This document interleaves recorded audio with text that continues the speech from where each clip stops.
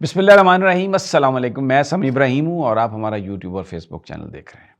आज बहुत सारी चीज़ें जो है मैं अपने इस वीलॉग में ज़िक्र करूँगा।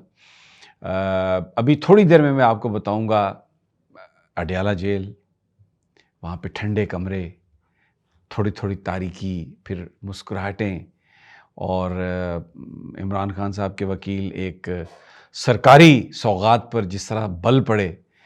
वैसे तो वो किसी सरकारी चीज़ को हाथ नहीं लगाते, लेकिन उसको उन्होंने नहीं छोड़ा। और क्या कुछ हुआ, क्या कुछ मैंने देखा, वो सब कुछ मैं आपको बताऊँगा। स्टे ट्यून्ड, मेरे साथ रहिए, जाना नहीं है आपने। बड़ी मज़ेदार स्टोरी है, आपको मज़ा आएगा।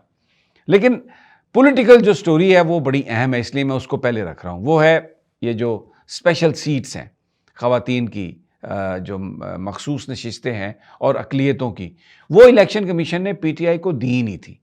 वो बाँट दी, बंदर बाँट हो गई। कुछ पीटीआई दे दी, पीपल्स पार्टी को दे दी, कुछ नून लीग को दे दी, ताकि सदारती इलेक्शन में और सेनेट के इलेक्शन में पीटीआई के जो हामी अफराद हैं वो ना जीत सकें। इसको पेशावर हाई कोर्ट में चैलेंज किया पीटीआई ने। 2 मेंबर बेंच ने आज उसकी समाअत की और उन्होंने स्टे दे दिया कि जो इलेक्शन कमीशन ने जिन लोगों को नोटिफाई किया है, जो पीटीआई को नशिस्तें नहीं दी, कि वो लोग हल्फ ना उठा सकें। इलेक्शन कमीशन को भी उन्होंने पाबंद कर दिया और फाइल भिजवा दी चीफ जस्टिस साहब को फॉर ए लार्जर बेंच।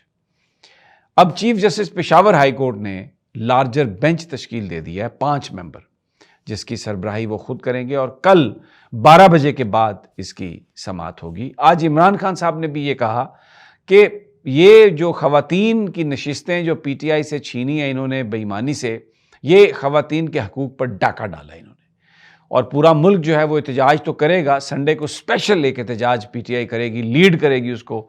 और अली अमीन गंडापुर ने ये कहा था कि पेशावर में वो खुद इसको लीड करेंगे, पूरे पाकिस्तान में ये एहतजाज होगा। और ख़ास तौर पर अपील ख़वातीन से है, क्योंकि ये ख़वातीन की नशिस्तों का मामला है।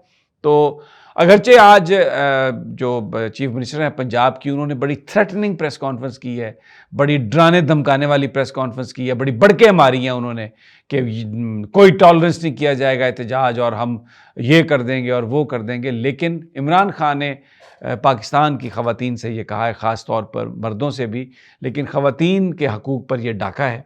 उन्होंने जिसको वोट दिए, बजाय उस पार्टी में उनकी नशिस्तें जाने के, वो जो अपनी जो बंदर बांट है उसमें वो चले गए। लेकिन जो पेशावर हाई कोर्ट ने जो लार्जर बेंच तश्कील दे दिया और जिसकी सरबराही चीफ जस्टिस साहब करेंगे पेशावर हाई कोर्ट के, और वो कल 12 बजे के बाद इसकी समाअत करेगा, उससे गेम नहीं पड़ गई है।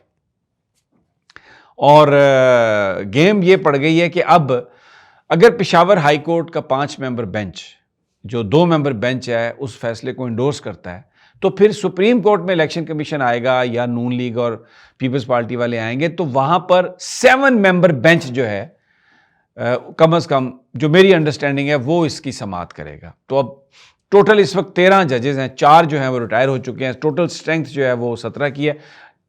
13 इसलिए मैंने कहा है कि जस्टिस सरदार तारिक मसूद जो हैं वो 10 तारीख को रिटायर हो जाएंगे। अब वो पार्टियां खा रहे हैं, खाने शुरू हो गए हैं, चेंबर वर्क वो कर रहे हैं, किसी बेंच में अब वो नहीं बैठेंगे। तो अगरचे भुट्टो साहब का जो सदारती रेफरेंस था उस पर 9 मेंबर लेके काजी फाइज ईसा साहब समाअत करते रहे हैं, लेकिन अब ये एक बड़ा इशू होगा कि ये इस पे वो किन लोगों को बुलाते हैं। और इस वक्त जो सूरत हाल है, मैं आपको ये जो कल रात इशाइया था बार काउंसिल का जस्टिस तारिक मसूद साहब के इस्तकबाल में, उसमें अदील सरफराज साहब बड़े नोन वीलॉगर हैं, चैनल पर भी एक पर काम करते हैं, सहाफ़ी हैं, यानी बाकायदा सर्टिफाइड, और बड़ा उनकी क्रेडिबल रिपोर्टिंग होती है। उन्होंने कहा कि एक सवाल उन्होंने रेज़ किया अपने एक ट्वीट में, एक्स जो है उसमें, कि ये एक जब तारिक मसूद साहब आए तकरीर करने के लिए, उनके एजाज़ में फंक्शन था अलविदाइया, तो सारे जजेस खड़े हो गए, वकला खड़े हो गए, और उन्होंने बहुत तालियां बजाई सरदार तारिक मसूद साहब के लिए। बड़ा उनको एक स्टैंडिंग जो ओवेशन जो है वो उनको दिया गया। लेकिन जब चीफ जस्टिस काजी फाइज ईसा साहब आए तकरीर करने के लिए, तो जजेस उनके एहतराम में खड़े नहीं हुए। उन्होंने ये सवाल किया कि ऐसा क्यों है, ऐसा क्यों हुआ। काजी फायज़ ईसा साहब तो जो लिबरल हमारा तबका है और जिस तरीके से चीज़ें चल रही थी, वुमेन राइट्स की, वुमेन एम्पावरमेंट की बात होती थी, तो उनकी तो बहुत ज़्यादा इज्जत थी, उनको एंटाई स्टेटस को फोर्स समझा जाता था। अब क्या हुआ कि जजेस, उनके कोलीग, साथी उनके एहतराम में खड़े नहीं हुए। ये अदील सरफराज साहब ने ये ट्वीट एक्स पे आप देख सकते हैं जिसमें उन्होंने ये बात कही है। तो क्या उसकी वजह हो सकती है? शायद जो ये इलेक्शन कमीशन ने मारामारी की है, कानून की धज्जियां उड़ाई हैं, और पाकिस्तान के लोग जो वोट डालने के लिए निकले, उनके वोटों के साथ जिस तरह का ये खुर्द-बुर्द की गई है, जिस तरह का फ्रॉड किया गया, फॉर्म 47 जारी करके जीते हुओं को हरा दिया गया, हारे हुए थे उनको जितवा दिया गया, एक अनजस्ट गवर्नमेंट कायम कर दी गई, और उसमें काजी फायज़ ईसा साहब बतौर चीफ जस्टिस आंखें बंद करके या मुंह दूसरी तरफ करके बैठे रहे। और वो कह रहे हैं जी इलेक्शन कमीशन एक आइनी इदारा है, उसका एहतराम करें। लेकिन सवाल ये है कि क्या इलेक्शन कमीशन आइनी तौर पर काम कर रहा है? अब फॉर्म 45 अपलोड किए जा रहे हैं, फेक, उसमें फैब्रिकेटेड हैं, टेम्परिंग है, नज़र आ रहा है, लेकिन वो उस पर अपलोड किए जा रहे हैं, और अदालतें, ख़ासतौर पर जो सुप्रीम कोर्ट ऑफ पाकिस्तान है, वो उसका नोटिस नहीं ले रही। क्या ये वजह है? असद तूर को गिरफ्तार कर लिया गया, सहाफ़ियों के लिए JIT बना दी गई, डराना धमकाना शुरू कर दिया गया। क्या ये वजूहत हैं? अदील सरफराज साहब ने ये सवाल उठाया, और बड़े क्रेडिबल वो जर्नलिस्ट हैं। अब आ जाते हैं जो मैंने आपको अडयाला जेल, मैं गया था वहाँ पर आज, पिछला वीलॉग भी मैंने आपको बताया। इमरान खान साहब, कमरा ठंडा कमरा, बाहर बड़ी धूप थी, अंदर गए, जो एक प्रोसेस होता है, ये मोहर मेरे अभी भी लगी हुई है। आज बड़े पुरतपाक अंदाज में लोग मिले वहाँ पर, पुलिस वाले भी, रवैया बिल्कुल बदला हुआ था, वकला भी गए, हम भी गए। तो कमरे में समात जो है वो ज़रा लंबी हो गई, तो भूख सबको लगी थी। जजेस जो हैं वो ब्रेक करने के लिए चले गए, तो अचानक मैंने देखा कि जो एक हमारे कोलीग हैं, उन्होंने कहा डिप्टी सुपरिटेंडेंट साहब से कि भाई खाने का टाइम है। तो दाल जो है ज़बरदस्त सौगात जेल की, बड़ी अच्छी लग रही थी। मैं, क्योंकि कैमरा नहीं था, मैं तस्वीर नहीं आपके लिए खिंचवा सका। उसमें टमाटर, प्याज, मिर्चें, रोटी जो थी वो ज़रा थोड़ी कच्ची, मतलब उस वक्त ठंडी थी, तो उन्होंने ला के रखा, तो मैंने 2 नवाले लिए।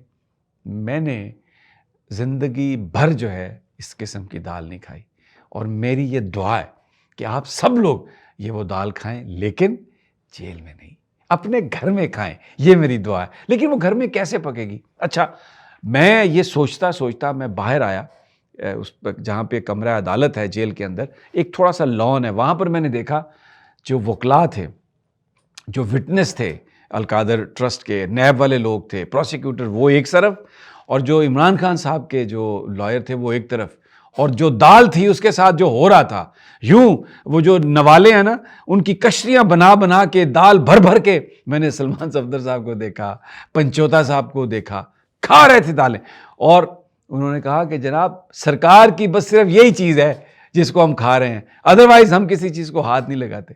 हलीमा साहबा को भी मैंने देखा वहाँ पे मुस्कुराती हुई, वो भी, उन्होंने भी देखा कि ये क्या लंगर चल रहा है। लेकिन जनाब वहाँ पर जो अटैक हुआ है दाल पर, और जो जेल की दाल है, मैं आपको एक बात बता रहा हूँ ऑनेस्टली, मुझे नहीं पता वो कैसे बनाते हैं, लेकिन इतनी मज़ेदार दाल है, इतनी मज़ेदार दाल है। मैं फिर आपसे कहता हूँ ज़रूर टेस्ट करें, लेकिन किसी वाकिफ़ से कहें वहाँ से ले आए, खाने के लिए जेल में मत जाइएगा, वहाँ पे सूरत हाल बड़ी मुख्तलिफ होती है।